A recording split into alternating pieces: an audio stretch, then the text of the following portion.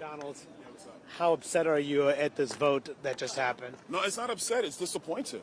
I mean, look, here's the deal. Let me tell you my son. Let me be real with y'all. What George was accused of doing is wrong. It's wrong what he was accused of doing, but he was accused. He hasn't even had his day in court. We are a nation of laws. We are not a nation of men.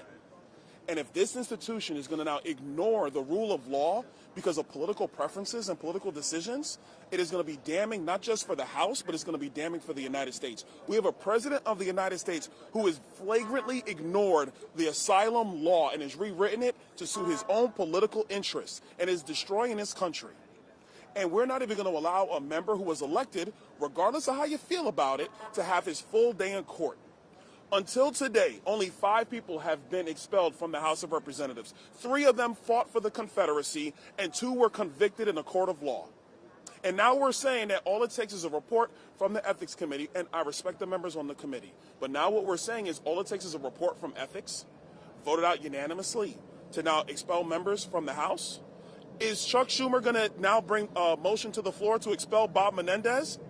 I would hope the Senate would follow our lead, but I doubt that they will. Are the findings though overwhelming enough? The findings being overwhelming are not the point. People are concerned. Every American is afforded their day in court, in a court of law by a jury of their peers. That is the basis of our nation. Our nation is not the greatest because of the whim of men.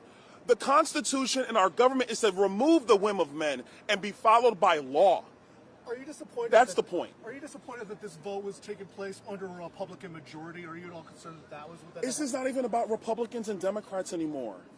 This is about our nation being so caught up in politics and posturing, not following the rule of law. And look, we're all political people here. Let's not assume that we're not political people. But the rule of law matters more than our own personal politics and our own personal grievances and our own personal issues in our own districts. The Constitution is the rule of law. But would you? It's a dangerous precedent. And I will also say that the very fabric of the Bill of Rights is not just found with the framers of this nation. It goes as far back as Magna Carta in 1215. You are allowed to have due process and a complete adjudication of that. And it should never be cut short because of political preferences. And people might say, oh my gosh, Byron Donalds is so emphatically defending George Santos. No, I am not. I am defending the rule of law and the rubric of a free people to govern themselves. And it can't be done by the whims of random politicians. That's how the Roman Republic fell. And if we continue these kind of actions, that's how this republic will fall. Aren't you just upset that you've got a smaller majority now? I mean, that's the reality of what's just happened. I mean, yeah, but that's the politics. Make it much harder for you. That's the politics.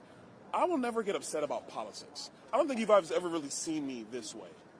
I'm upset about it because you're talking about erasing the very fabric of what's made us the greatest nation in the world. And it's not the actions of George Santos. It's the fact that everybody is afforded their day in court. And that was denied to him. George Santos still gets his day in court. Today he lost his job. So how do you square that? So are we going to now tell every American that if you're accused of something, you get fired on the spot? Is that now going to be the standard in the United States of America? We have, hold on. We have people who are athletes, they're entertainers, they're pillars of our society. Are they now going to be fired and removed from their capacity to take care of their families or live their livelihoods because they were accused? If that's going to be the standard in America going forward, I shudder for the future of our country. That should not be the standard. The Ethics Committee said his conduct was unbecoming. The Ethics Committee is meant to police members, is it not? Manu, the Ethics Committee is not judge, jury, and executioner. But they police you guys. They also came out with their report that said that he should be condemned. That's what they voted 8-0 for. They didn't vote 8-0 in ethics for expulsion. They didn't do that. But not all your Republicans agree with you. And they're wrong. That's okay.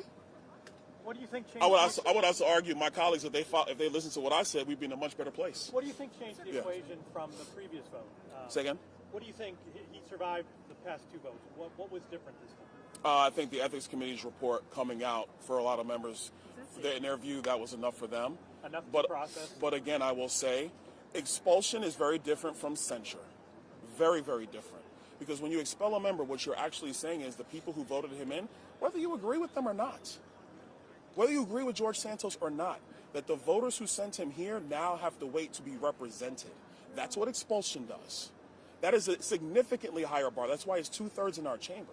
And the precedent until today has always been that a member has to be found guilty in a court of law or have fought for the Confederacy. That was the precedent, that was the standard, and that has been eroded today. Congressman, you're talking about precedent and how it's not working.